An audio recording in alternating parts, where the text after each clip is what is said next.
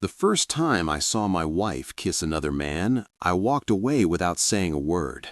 The second time I saw her face, it was on the news as a missing person, and I was the one they were looking at. Her name is Rachel Cross, 36 years old, marketing executive, mother of one, last seen leaving the Cornerstone Charity Gala on the night of October 14th. The news anchor didn't mention that her husband had also been at that gala. They didn't mention that I'd watched her slip into a side hallway with a man I'd never seen before and kiss him like she'd done it 100 times. They definitely didn't mention that when I got home that night, I didn't call her, didn't text her, didn't ask where she was. I just poured a drink, sat in the dark, and waited for her to come home so we could have the conversation that was 7 years overdue. She never came home. By morning, her car was in the driveway, her phone was on the counter with a cracked screen, and there were signs in the garage that something had gone very, very wrong. When the police arrived 3 hours later, I realized the same investigative skills I'd spent a decade building were about to be used against me. Because here's the thing about being a digital forensics investigator. You know exactly how guilty people behave. And from the outside, I looked like a textbook case. Betrayed husband, no alibi, professional knowledge of how to cover tracks. But what the police didn't know, what Rachel didn't know, and what the man she was kissing definitely didn't know, was that I'm very, very good at finding the truth, even when it's buried, even when it destroys everything. And I was about to find out that the affair I walked in on, that was just the surface. Before I take you back to how all of this started, tell me the time and where you're watching from. I always love seeing how far my stories travel. Consider liking and subscribing, but do it only if you like what I do here. Now, let me walk you back a bit. The Cornerstone Charity Gala was Rachel's idea. She'd been planning it for weeks. Black tie event, corporate sponsors, silent auction benefiting childhood literacy programs. Noble cause. 200 well-dressed people writing checks to feel good about themselves. I wore the charcoal suit she'd picked out. I smiled when introduced. I held a glass of wine I'd barely touched and stayed near the edges of the room the way I always did at these things. Rachel was in her element. Navy dress, hair pulled back, working the room with that easy confidence she'd always had around strangers. I watched her laugh with a group near the auction tables, touch someone's arm, lean in like whatever they were saying was the most fascinating thing she'd heard all week. I'd seen that performance 1,000 times. It used to make me proud. Around 9:30, she excused herself. I tracked her movement across the ballroom, watched her slip through a side door near the catering hall. I told myself she was taking a call. She did that a lot lately. But something made me follow. The hallway was dim, quiet, lined with framed photos of past charity events. I heard her voice first, low, warm, the tone she used to use with me. Then I saw them. Rachel had her back partially to me. The man was tall, mid-40s, expensive suit, hand resting on her waist. She said something I couldn't hear. He smiled. Then he leaned down and kissed her. Not a quick thing, not an accident, a kiss with history behind it. I stood there for 3 seconds, waiting for my brain to catch up to what my eyes were seeing. Then I turned around, walked back through the ballroom, past the silent auction and the dessert table and the people laughing over champagne, and walked out the front doors into the October night. I got in my car, I drove home. I didn't speed, I didn't cry, I just drove. When I got home, I poured 2 fingers of bourbon, sat in the living room with all the lights off, and waited for her to come home so we could have the conversation that was 7 years overdue. By morning, her sheeper was not home. By 2 a.m. I went to bed. At 6:30 a.m., I woke up alone. Rachel's side of the bed was untouched. I walked through the house, empty. I checked my phone. No calls, no texts. I looked out the front window. Her car was in the driveway. I felt the first thread of unease pulled tight in my chest. I found her phone on the counter. The screen was shattered, spider-webbed cracks radiating from the center like someone had slammed it down hard. That's when I went to the garage.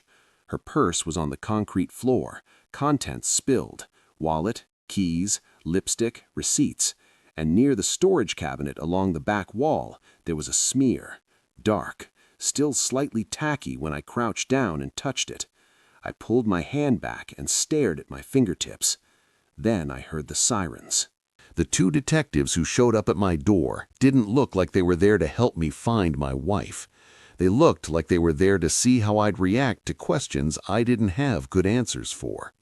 The older one was Detective Hallie Brennan, late 40s, sharp eyes, the kind of calm that came from years of hearing people lie to her face. Her partner was younger, Detective Kim Torres, early 30s, quieter, but watching everything.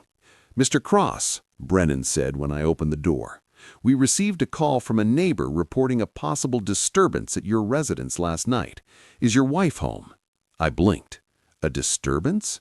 Raised voices, a car door slamming, around 11:45. I didn't hear raised voices. I didn't hear a car door slam. But I also hadn't been listening for a fight in my own garage. Nothing happened at 11:45, at least not that I heard. I'd been sitting in the dark living room waiting for Rachel to come home. "No," I said slowly. "She's not here. I was actually about to call someone. She didn't come home last night." Brennan's expression didn't change. "And where were you last night?" "We were both at the Cornerstone Charity Gala downtown. I left around 9:45, alone." "And your wife?" "She stayed." Torres wrote something down. Brennan tilted her head slightly. "You left your wife at an event and came home alone?" I could already hear how it sounded. I needed to leave. I assumed she'd get a ride." "From who?" I didn't answer that. Brennan's eyes moved past me, scanning the interior of the house. "Mind if we come in?" I stepped aside. They walked through slowly, methodically. Brennan's gaze lingered on the bourbon glass I'd left on the coffee table, the untouched side of the bed visible through the open bedroom door, the kitchen counter where Rachel's shattered phone still sat. "That's her phone?" Torres asked. "Yeah, I found it this morning." "Screen's broken." I noticed. She picked it up carefully with a gloved hand, turned it over. "Did you touch this?" I picked it up to check for messages. There weren't any. She bagged it without comment. Then she looked at me. "Show me the garage." I led them through the side door. The purse was still on the floor. The smear was still near the cabinet.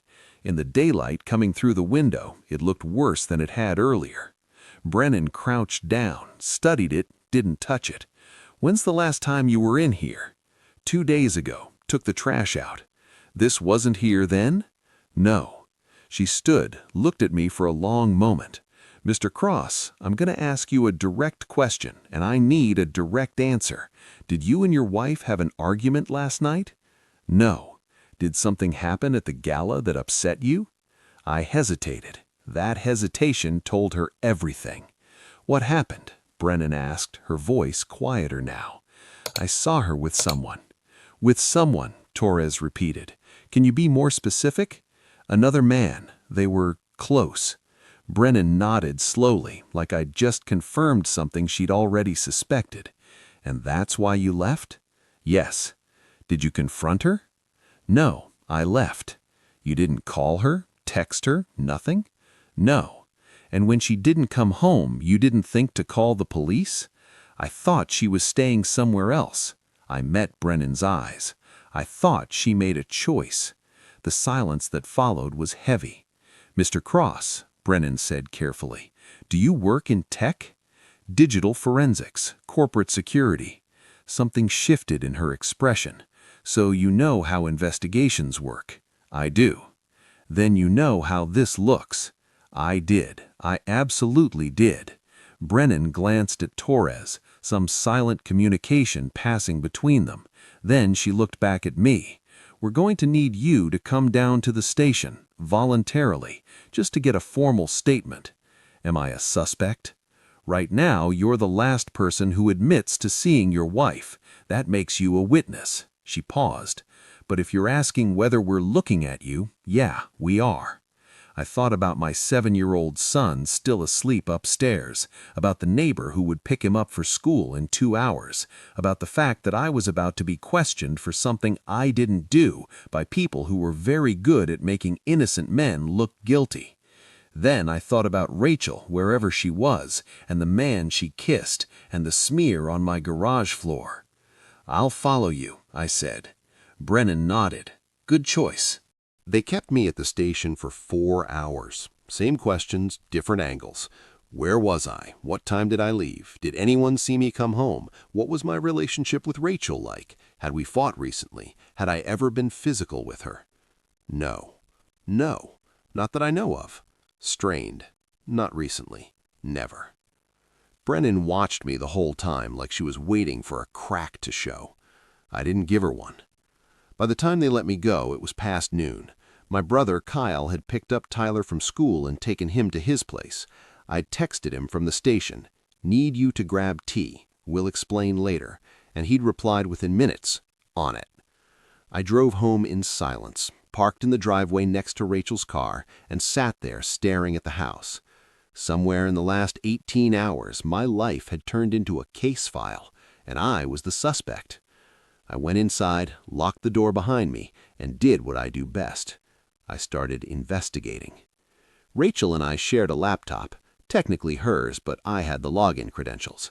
I opened it on the kitchen table and started with the easy stuff: browser history, recently opened files, email.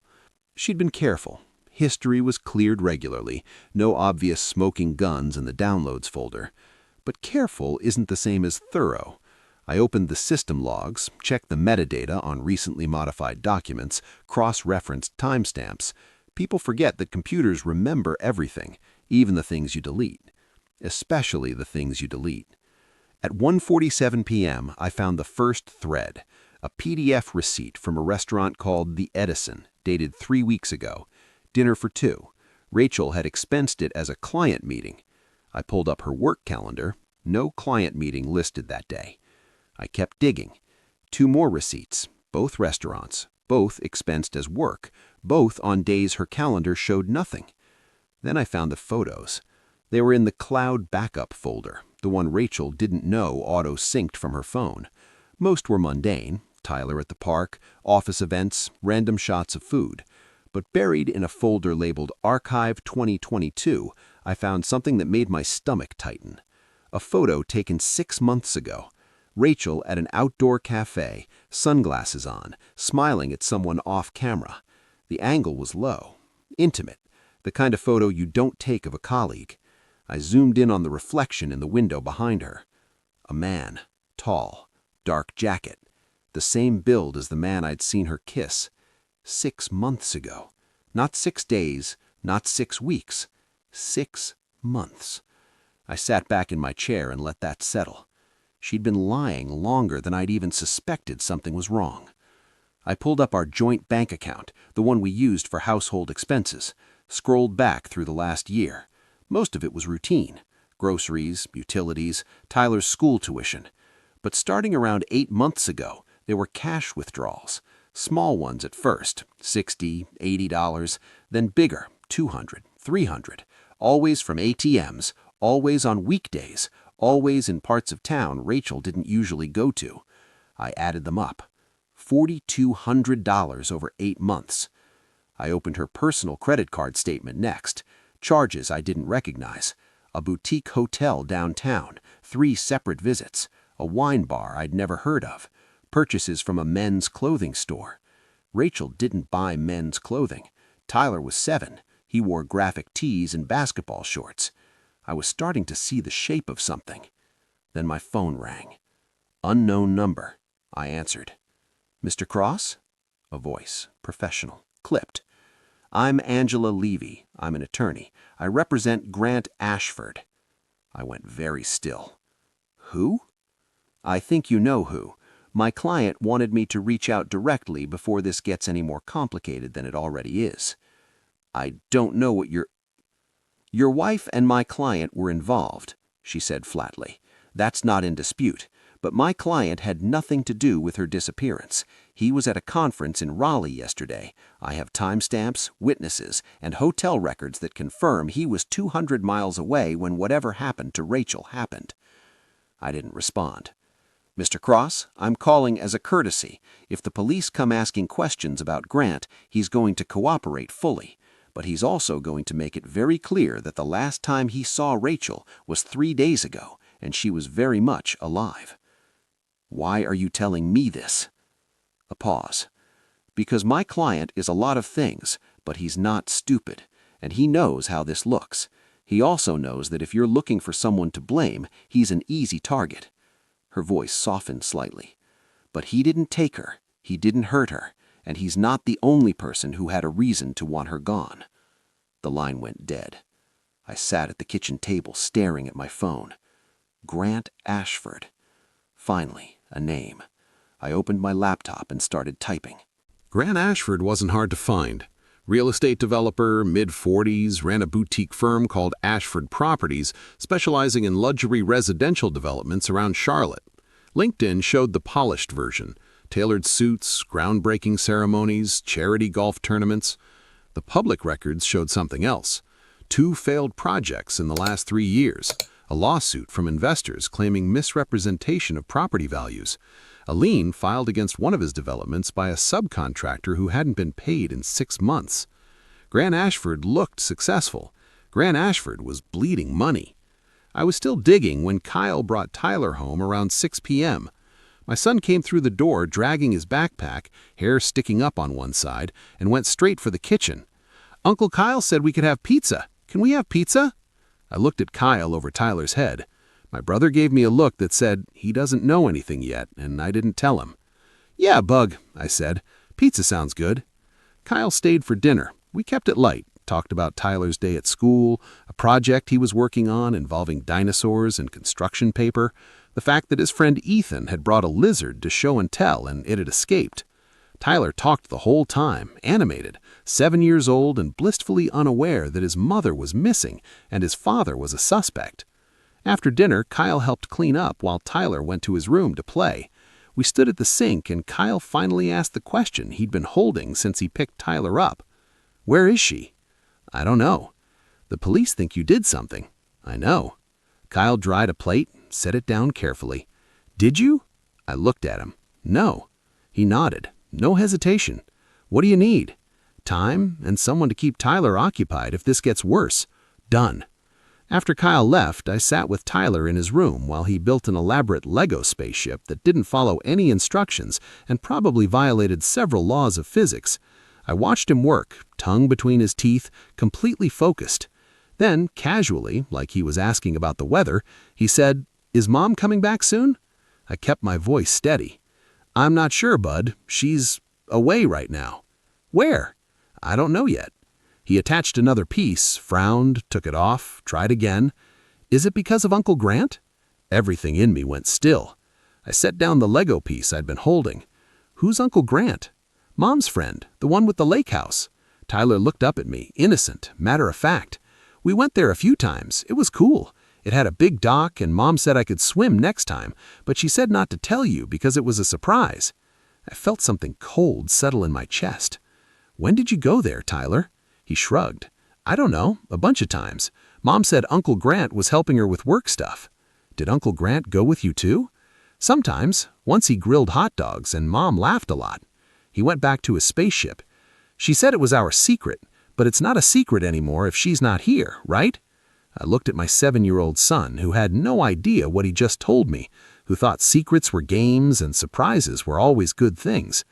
Rachel had taken Tyler to a lake house multiple times with Grant Ashford, and she'd asked our son to lie to me about it.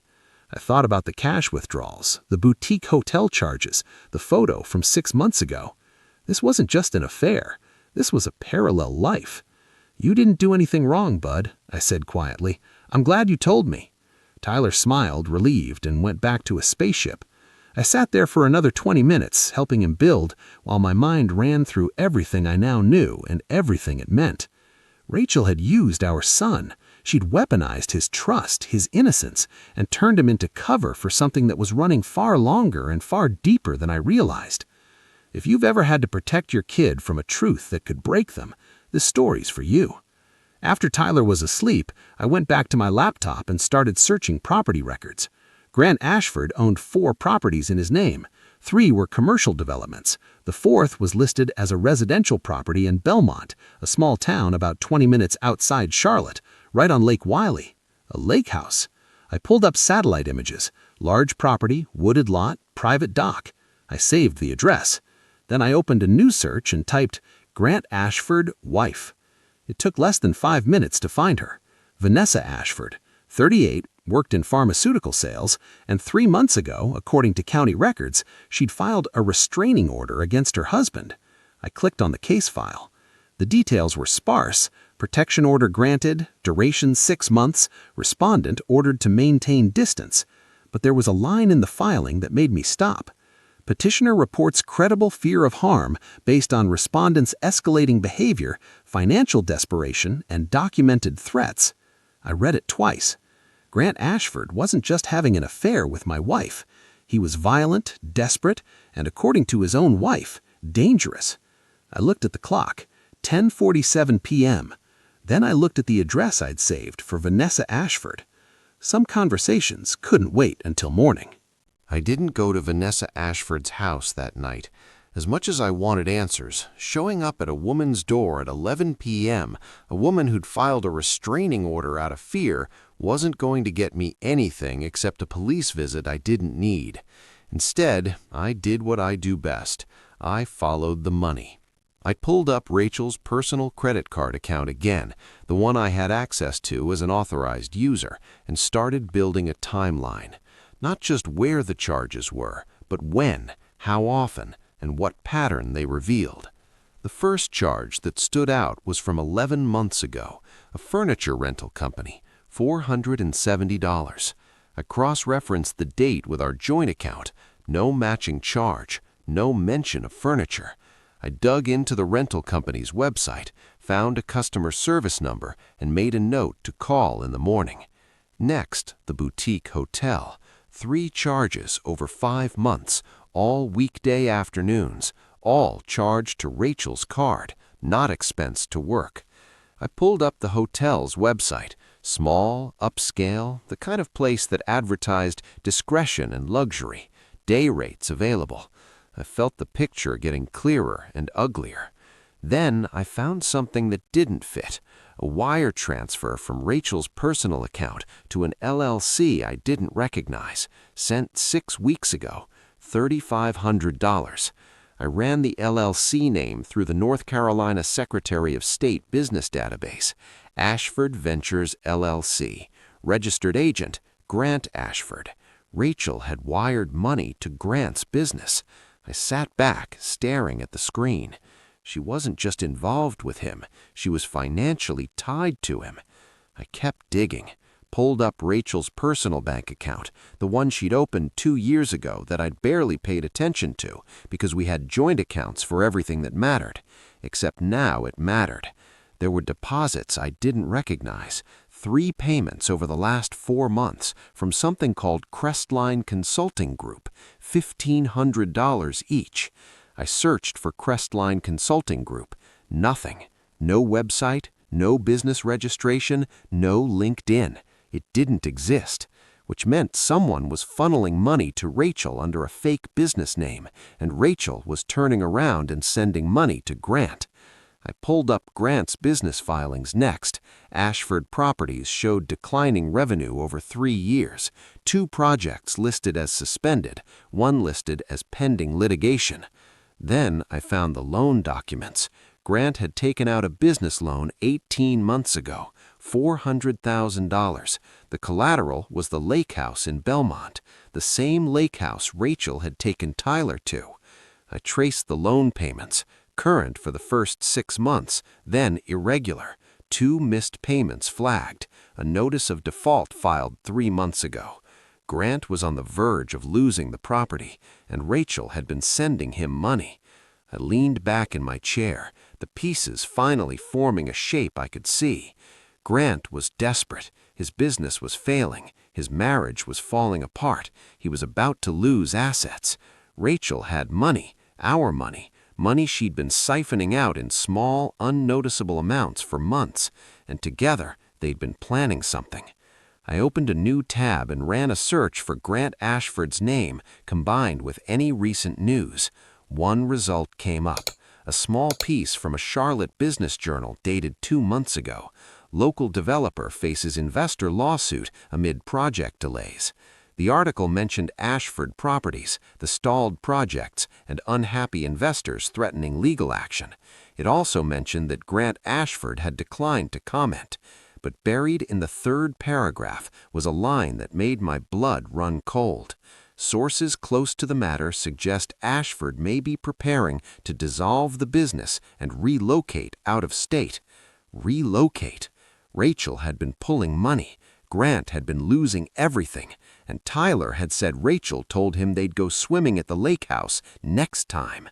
Next time, like it was a place they'd be going back to, a place they'd be spending more time. I pulled up a map and looked at Lake Wiley, just over the state line into South Carolina in some areas. Private, quiet, the kind of place you could disappear to if you were trying to start over. The kind of place 2 people might run to if they were planning to leave everything behind. I looked at the calendar. The gala had been on October 14th. I checked Rachel's credit card charges for the week before. October 11th, a payment to a moving and storage company, $200. October 12th, a charge at a sporting goods store, $378. I pulled up the storage company's website and called the after-hours number, got a voicemail, left a message saying I needed to confirm a rental under Rachel Cross's name and that it was urgent. Then I sat in the quiet house and let the shape of it settle over me. Rachel hadn't just been having an affair, she'd been preparing to run. And based on the timeline, the planning, the money, she'd been doing it for months. The question wasn't whether she was planning to disappear. The question was, what stopped her? I called Vanessa Ashford at 9 a.m. the next morning from the parking lot of Tyler's school after drop-off. She answered on the 3rd ring. Hello? Mrs. Ashford, my name is Nolan Cross. I'm sorry to bother you, but I need to talk to you about your husband. A long pause. Then, carefully, Are you a reporter? No, I hesitated. Grant was involved with my wife. She's missing, and I'm trying to understand what happened. Another pause. Longer this time. Your wife is Rachel. It wasn't a question. Yes. I saw the news. Her voice was flat, guarded. The police came by yesterday asking about Grant. I told them what I knew, which was that he wasn't here, that I haven't seen him in months, and that if they're looking at him for something, they should look harder. I heard an edge in her voice. Not anger exactly, something colder. Mrs. Ashford, I'm not trying to drag you into anything. I just need to understand who Grant is, what he's capable of. Silence. Then, where are you right now? Parking lot off Providence Road. There's a coffee shop 2 blocks south, Armitage and Brew. I can meet you in 20 minutes. She hung up before I could respond. I drove the 2 blocks, parked, and waited inside near the back. Vanessa Ashford walked in exactly 20 minutes later. She was tall, blonde, put together in the way someone is when they've spent years holding things in place by sheer force of will. She spotted me, walked over, didn't offer her hand. You look like someone who hasn't slept, she said, sitting down across from me. That's accurate. She ordered a black coffee from the server who came by, then looked at me with the steady gaze of someone who had already made up her mind about something. I'm going to tell you things I didn't tell the police, not because I like you, because I want you to understand what your wife got herself into. I nodded. Vanessa leaned back, arms folded. Grant and I have been married for 12 years. For most of that time, he was exactly what he looked like, ambitious, successful, charming when he needed to be. But about 3 years ago, things started falling apart. Projects he'd promised investors didn't deliver. Money started disappearing. He'd stay out late, come home smelling like perfume and wine, and tell me he was networking. She said the word like it tasted bad. I didn't push it. I didn't want to know. Then the money problems got worse. We started getting notices, creditors calling. He took out loans against properties I didn't know we owned, and when I finally confronted him, he told me I didn't understand business, that I needed to trust him. Her jaw tightened. About 5 months ago, I found texts on his phone. Your wife's name was all over them. Plans to meet, inside jokes, photos I'm not going to describe to you. I didn't react. I'd already seen enough to know. I confronted him. He didn't deny it. He said Rachel understood him ways I never could, that she believed in him. Vanessa's voice went quiet. 2 months later, he told me he was going to leave, that he'd found someone who actually supported his vision, someone who wasn't trying to hold him back. She paused, looked out the window. A few weeks after that, he shoved me into a wall during an argument about money. That's when I filed the restraining order. I felt something tighten in my chest. Did he threaten you? I asked. He said if I tried to take anything from him in the divorce, I'd regret it. He said he had plans and I wasn't going to ruin them. She looked back at me. The next day, he emptied 2 joint accounts and disappeared. I haven't seen him since. Do you know where he is? No, but I know he was desperate, and I know your wife was helping him. She leaned forward slightly. The police asked me if I thought Grant was capable of hurting someone. You want to know what I told them? I waited. I told them that Grant Ashford is capable of anything if he thinks it'll save him.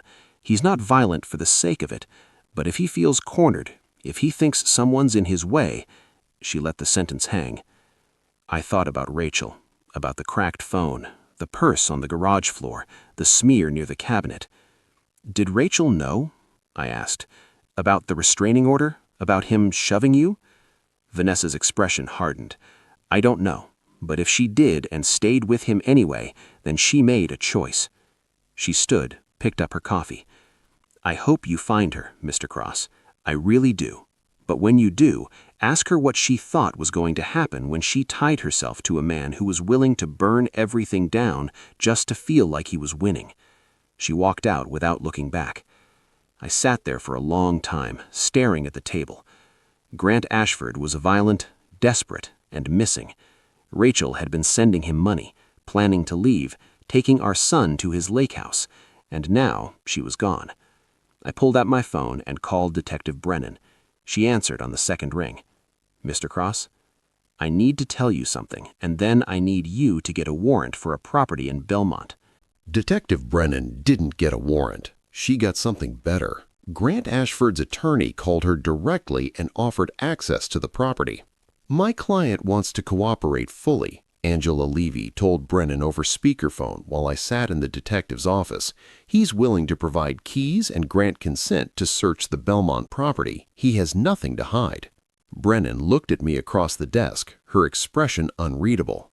That's very cooperative of him.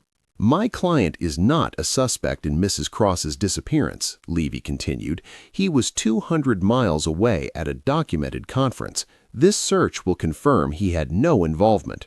After she hung up, Brennan leaned back in her chair. You know what's interesting about that? What? Guilty people lawyer up and say no. Innocent people lawyer up and say yes, but carefully. She tapped her pen on the desk. Grant Ashford just said yes very quickly. That tells me he either didn't do anything or he's very sure we won't find what we're looking for. Or he already cleaned it up, I said. Or that. 2 hours later, I was following Brennan and Torres down a winding road toward Lake Wiley, trees thickening on both sides, the afternoon light cutting through in patches. The lake house sat at the end of a private drive, large, modern, floor-to-ceiling windows facing the water. It looked like the kind of place people escaped to, or disappeared from. A crime scene van was already parked in the driveway. 2 techs were unloading equipment. Brennan got out, gestured for me to stay back, then approached the front door with Torres. I watched from beside my car as they unlocked it and went inside. 10 minutes passed, 15. I was starting to think they wouldn't find anything when Brennan appeared in the doorway and waved me over. I walked up the steps and into the house. The interior was pristine, expensive furniture, clean lines, everything carefully arranged. It didn't look like a crime scene. It looked like a showroom. "Back here," Brennan said, leading me down a hallway toward the primary bedroom. The bedroom was large, overlooking the lake. The bed was made. The surfaces were clear. But on the dresser, lined up like evidence someone wanted found, were three things: a manila folder, a burner phone, and a set of car keys I recognized. Rachel's spare keys, the ones she kept in her purse. Brennan pulled on gloves, opened the folder carefully. Inside were documents, printouts, bank statements showing transfers I'd already found, copies of Grant's loan default notices, and something new, a handwritten list. I leaned in to read it. November 1st, storage unit paid for through December. November 3rd, close personal account, transfer remaining balance. November 5th, pick up new IDs. November 10th, leave. Today was October 16th. Rachel had been 25 days away from vanishing. New name, new city, new life, with Grant Ashford and money she'd stolen from us. And I'd ruined it by walking down the wrong hallway at the wrong time. Before I tell you what happened next, I need you to understand something. Type "I felt that" in the comments if you've ever realized the person you trusted most had an exit plan you knew nothing about. Brennan came up beside me. "We're going to find her, Mr. Cross." "Are you?" I asked, not looking at her. "Or are you going to find out she ran exactly the way she planned, just earlier than expected?"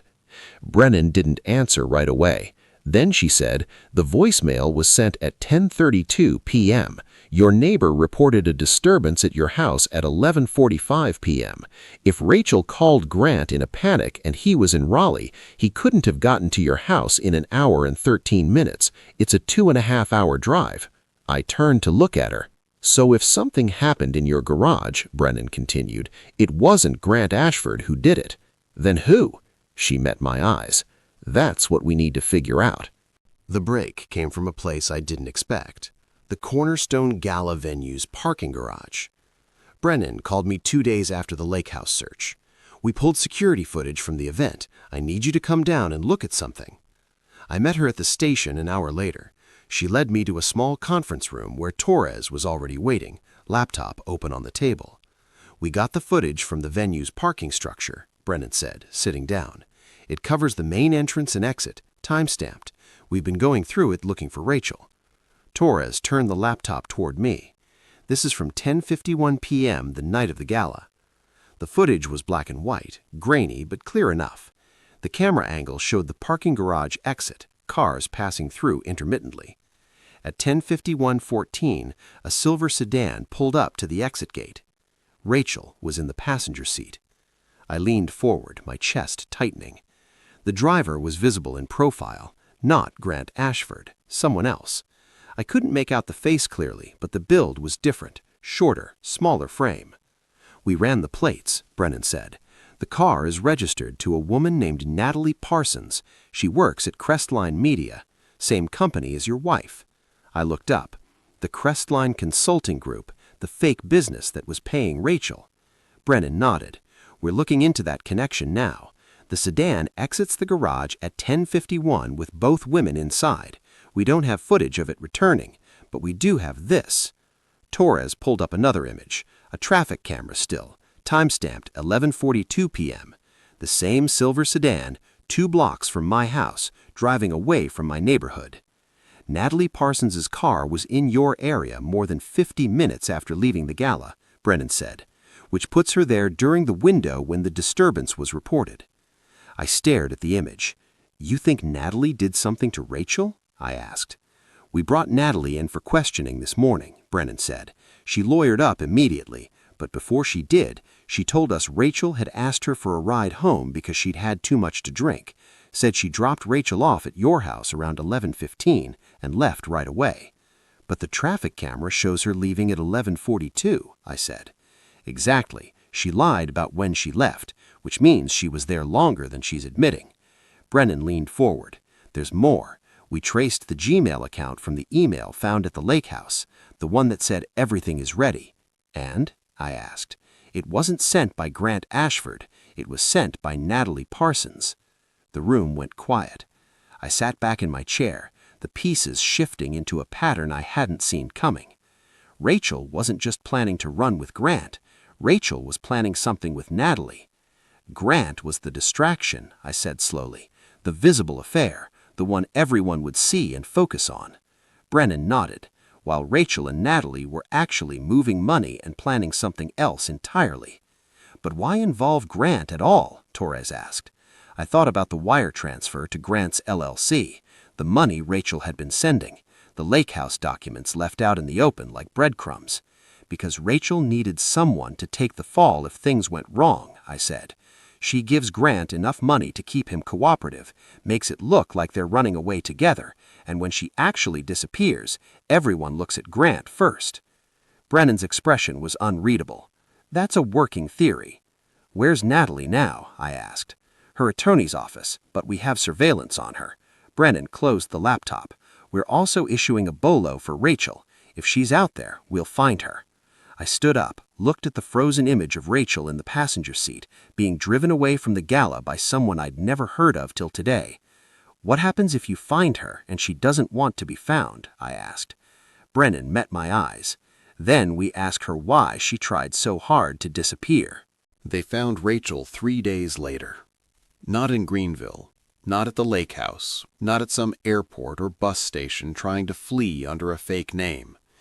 They found her in a motel outside of Columbia, South Carolina, registered under the name Rebecca Callahan, the same name on the Greenville lease.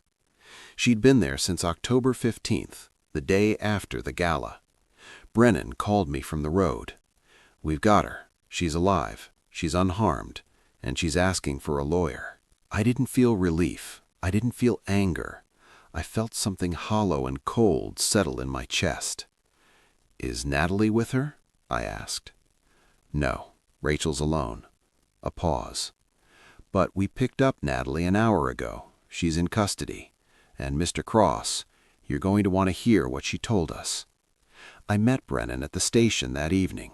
She led me to the same conference room, closed the door, and sat down across from me with a file folder thick enough to tell me the story was bigger than I'd thought. Natalie Parsons gave us everything, Brennan said.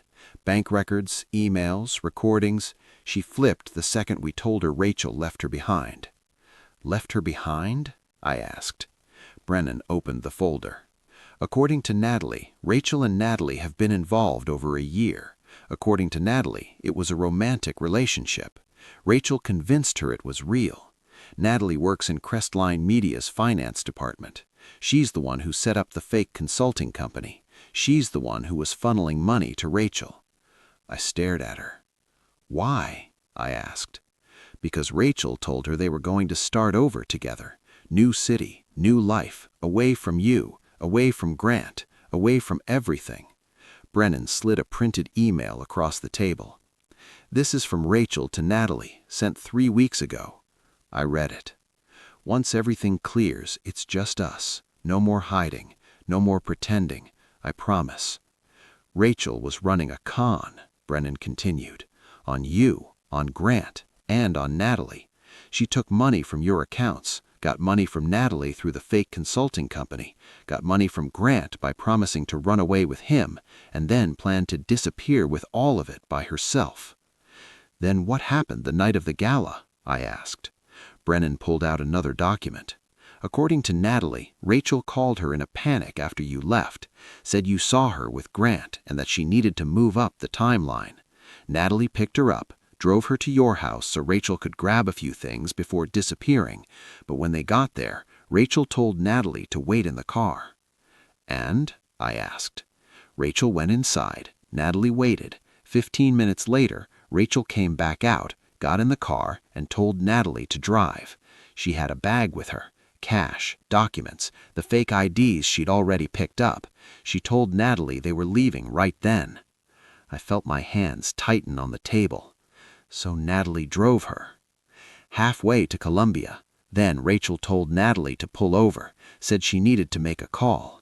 When Natalie stopped, Rachel got out, grabbed her bag, and told Natalie it was over, that she was going alone, that Natalie was never part of the actual plan. Brennan's voice went quiet. Natalie tried to stop her. They fought. Rachel told her if Natalie said anything to anyone, she'd make sure all the financial fraud fell on Natalie. Then Rachel walked away, got into a car that was waiting, and left. "What car?" I asked. "We don't know yet. Natalie says she didn't see the driver, but Rachel had been planning this for months. She had help we haven't identified yet." I sat back, processing it. Rachel had orchestrated everything. The affair with Grant to distract from the real plan, the relationship with Natalie to access corporate funds, the fake trail leading to the lake house while she actually ran somewhere else entirely. And the scene in my garage, the smashed phone, the spilled purse, the smear near the cabinet, that had been staged. Rachel had set it up to make it look like something violent had happened, to buy herself time while everyone searched for a victim that didn't exist. "What was the smear in my garage?" I asked. "We got the lab results this morning," Torres said from the doorway. I hadn't heard her come in. "It wasn't blood. It was theatrical blood, the kind you buy at costume stores." Of course it was. Moments like this are exactly why I never stop looking for the full picture, because the obvious answer is almost never the real one. "Where's Rachel now?" I asked. "In a holding cell in Colombia," Brennan replied. "She's being charged with fraud, embezzlement, filing a false report, and about 6 other things we're still working through. Natalie's cooperating in exchange for a lighter sentence. Grant's attorney is trying to distance himself from the whole thing, but he's exposed too, accepting money he knew came from questionable sources, participating in a conspiracy to defraud creditors." "And me?" I asked. "You're clear. Completely." Brennan closed the folder. "I'm sorry for what you went through, Mr. Cross. For what it's worth, you handled this better than most people would have." I stood up, looked at the closed folder on the table, and thought about the woman I'd married 7 years ago, the woman I'd watched work a room at charity galas, the woman who'd asked our son to keep secrets. "Can I see her?" I asked. Brennan hesitated. "She's not asking to see you." "I know, but I need to ask her one question." Brennan studied me for a moment, then nodded. "I'll see what I can do." They let me see Rachel 4 days later in a small interview room at the county detention center. She sat across from me in an orange jumpsuit, hands folded on the table, looking smaller than I remembered. She didn't apologize, didn't cry, just looked at me with the same calm expression she'd used 1,000 times before. "You wanted to ask me something," she said. I studied her face, searching for some trace of the woman I'd married, the woman who'd sat beside me at Tyler's birthday parties and made plans for summer vacations we'd never take. "Did you ever love me?" I asked. "At any point in the last 7 years, was any of it real?" Rachel was quiet for a long moment. Then she said, "I loved the version of you I thought I could build, the successful one, the one who took risks and made things happen." She paused. "But you were never going to be that person, Nolan. You were always going to play it safe, stay small, and I wasn't going to spend my life being small with you." I nodded slowly. There it was, the truth I'd been living with for years without recognizing it. "Tyler asks about you," I said. Something flickered across her face, not quite guilt, something softer. "Tell him I'm sorry," she said quietly. "I'm not going to lie to him to protect you, Rachel. When he's old enough to understand, I'll tell him the truth, that you made choices, and choices have consequences." I stood up. "Nolan," she said as I reached the door. I turned back. "You're going to be fine," she said. "You always land on your feet. That's who you are." I looked at her one last time. "No, Rachel, that's who I became after you tried to bury me." I walked out and didn't look back. 6 months later, I stood in the front office of Cross Investigative Services, watching the installer finish mounting the logo on the window. Clean, professional, mine. The office was small, 2 rooms off East Boulevard, nothing fancy, but it was steady. Insurance fraud cases, background checks, digital forensics for small law firms. 3 months in, I'd hired an assistant. 5 months in, I'd turned a profit.